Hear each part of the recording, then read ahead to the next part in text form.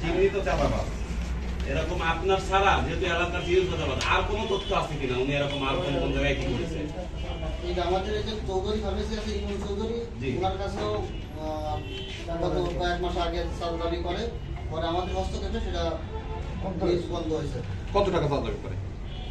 5,000 টাকা স্যার। আপনি কবে নাগাদ এই যে অভিযোগটা দায়ের করেছেন এবং বিপরীতে আপনাকে আইনি সহযোগিতা কোনো প্রদান করা হয়েছে কিনা? 11/5 একটু ক্লিয়ার করেন কাকা। মানে অভিযোগটা কোথায় দিয়েছিলেন? থানা। কপি আছে? হ্যাঁ কপি। থানা পরবর্তী কি পদক্ষেপ নিয়েছে? থানা কার্যক্রম চালু করছে স্যার।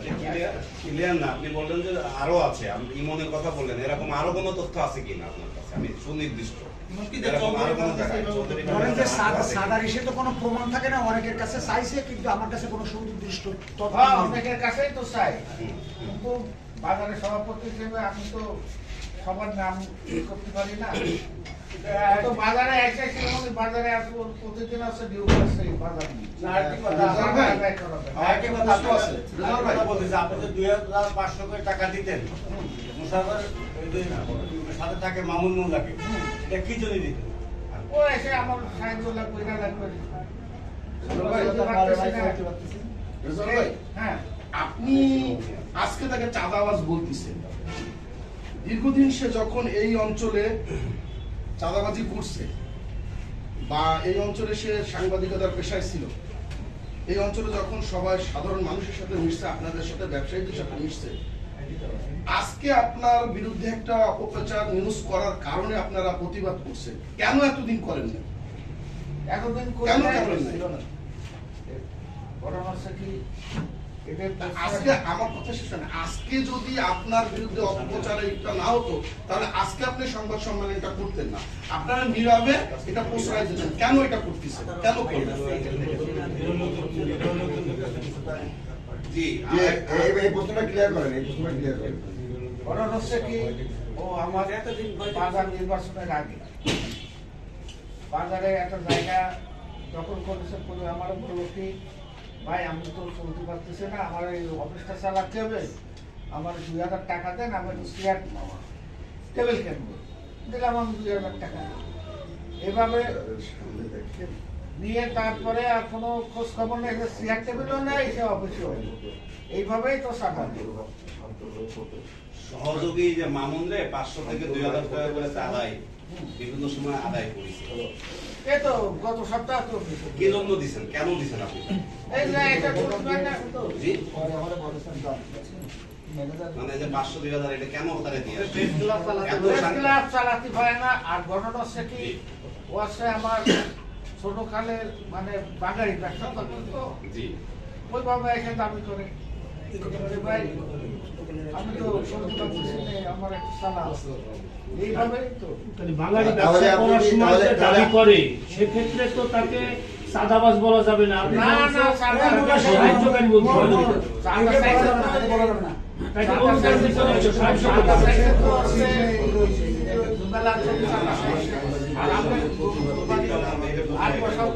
যদি আপনাকে কোনো অজুহাত খারাপ করে আপনার সেটা চাঁদা হতে পারে।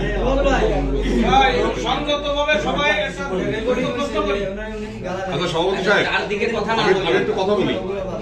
আপনার গঠিত বক্তব্যে আপনি বলে গেছেন যে কোরবানি দিয়ে মানে এটা কত ডিসটেন্স কত হবে, নিজে প্রেজেন্ট এসে 1 লক্ষ টাকা চাঁদা দাবি করেছিলেন আপনার কাছে, তখন আপনি আইনি ব্যবস্থা গ্রহণ করলে কি হতো বা করেননি কেন, কারণটা কি? তখন তো ওই কথা বললেই তো আমি চলে গেলাম, আমার চেয়ারে বসতে দিলাম না। এই হচ্ছে আমার ঘটনা যে তুমি এসে আবার কোন সামনে দাবি করো। আচ্ছা, আপনার কাছে কি কোনো কল রেকর্ড বা কোনো ভিডিও কিছু আছে কিনা এই যে চাঁদা দাবি করেছেন? তো এই ধরনের কোনো ডকুমেন্টস নাই। আমরা কিন্তু মূল ঘটনাটা শুনতে পারিনি আপনার কাছ থেকে। আপনি একটা করছেন কি ঘটনাকে কেন্দ্র করে এইটা হয়েছে সেটা আমরা একটু শুনতে চাই। মূলত কোন ঘটনাকে কেন্দ্র করে হয়েছে কি, গত 9 তারিখ সন্ধ্যে 9টার দিকে আমরা আমার অফিসে বসে 2-3টে শাড়ির দরবার করার সময় ওই যে মামুন মোল্লাও ছিল সেই শাড়ির দরবারে। শাড়ির দরবারে যাওয়ার পরে আমি গেটের বাইরে যাই বলছি, বসে আরেকজনের টাকা পাবে মুরগির টাকা, ওই শামসুর কাছে আমি আনতে গেছি, ফোন বন্ধ। এরপর শামসু আবার টাকা পাঠাইতেছে সাইদুলের কাছে, সেক্রেটারির কাছে। টাকা পাঠাই দিলে আমি আমাকে ফোন দিয়ে বললাম যে তাহলে ওই মুরগিওয়ালার টাকা দিয়ে দেয়। দেওয়ার পরে আমি আইসি দেখি মশালের পেন এগুলো মন করছে আমার অফিসের সামনে। তা আমি তখন বললাম কি তুই যদি গুনগুন এসেছিস তোর ওই চেয়ারে ও সাইদুল আমাদের সেক্রেটারির কাছে বসতি। আমি বললাম না ওকে বসতে দিস না, বসতে দিকে আবার কি ঝামেলা বাঁধাবে না, ওরে বাঁধতে। এই করে আমি বাড়ি চলে যাই। এই হচ্ছে কথা। আর এই যে এইসব আমি যাবি মাতাল ফাতাল, এই যে আমি যাবি কথাবার্তা বলে আমার এই যে এও কোনো করলো এর সাজা কি? ভাই আপনার ওই যে ভিডিও যে ক্লিপটা উনি প্রচার করেছেন ওখানে উনি বলেছেন যে ওনাকে আপনি অকথ্য ভাষায় গালাগালি দিয়েছেন। তাহলে আমার ওই জায়গায় আসলে এটা সেটা সম্পূর্ণ আচ্ছা ভাই, সর্বশেষ সেক্রেটারি সাংগঠনিক সবাই ছিল তো। ভাই, আপনারা একটু বলেন, কি কুরবানির কাহিনী? হাটে আপনারা বলছেন চাঁদা চাইছেন কুরবানির হাট উপলক্ষে, সেক্ষেত্রে আপনারা প্রশাসনিক ভাবে আছে ইউনো বা জেলা প্রশাসক বা কিছু এখানে কোনো দরখাস্ত বা কোনো অভিযোগ জানাবেন কি? আমি একটু কথা বলছি।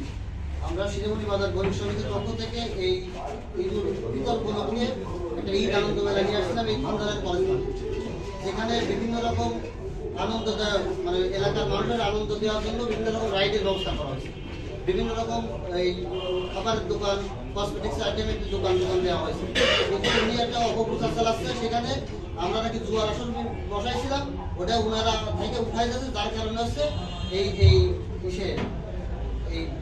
এই এই ঘটনাটা ঘটেছে। উনি সেটা উনি প্রচার করতেছে, কিন্তু এটা সম্পূর্ণ ওটাই মিথ্যা। যেহেতু থানার থেকে মানে এক বিল্ডিং পরে আসছিল আমাদের এই অনুষ্ঠানটা, এই খান্দালাই থানাটা কলেজের থেকে মানে এক বিল্ডিং পরে আছে খান্দালাই থানা। সেখানে প্রশাসন সবসময় ছিল, সিটিএসবি লোক সবসময় পরিদর্শন করছে। সেখানে উনি বিভিন্ন রকম মিথ্যা কথা বলে অপপ্রচারগুলো চালাচ্ছে।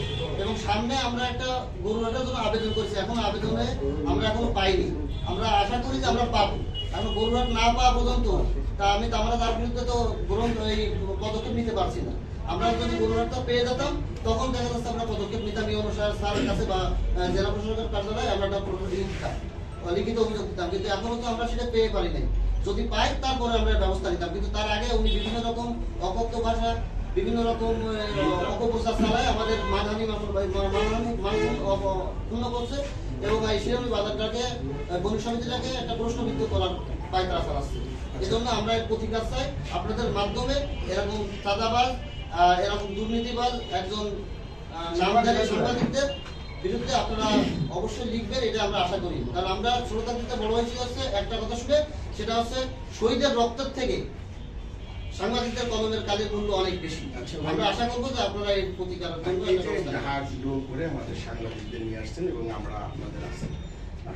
পরবর্তী দিকে আমাকে রেজাউল হক ভাইয়ের সাথে দেখবো কি মোশারেফকে আরেক বন্ধু বা ব্যবসায়ী হিসাবে কোনো জায়গায় চা খেতে, তাহলে কি আমরা এই যারা সাংবাদিক সে তার এই পরবর্তী দিনে সমাধান টেবিলে চা খাবে আর আমরা এই প্রচার করবো। ব্যবসায় ওকে ধন্যবাদ। আচ্ছা, প্রোগ্রাম শেষ করে ধন্যবাদ দিই। তো একটু সম্মানিত সভাপতি সাহেব, যে আপনার ডাকে এই মানে আমরা ব্যাপকভাবে সব মানে এলাকার সব সাংবাদিকের উপস্থিত হতে পারছি। তো আসলে কি আমি ওইটাকে সমাপ্ত করছি না, তবে ধন্যবাদ, তারপরে ধন্যবাদ দিচ্ছি মুশারফ সাহেবকে এই কারণে যে তার কারণে আপনি আমাদের ডাকছেন, এই জন্য মুশারফ সাহেবকে ধন্যবাদ। দ্বিতীয়ত হচ্ছে যে বিষয়টা যে এই মাঝে মাঝে দেখতেছি যে এই ফেসবুকে দেখি বা পোস্টারে দেখছি আপনি হচ্ছে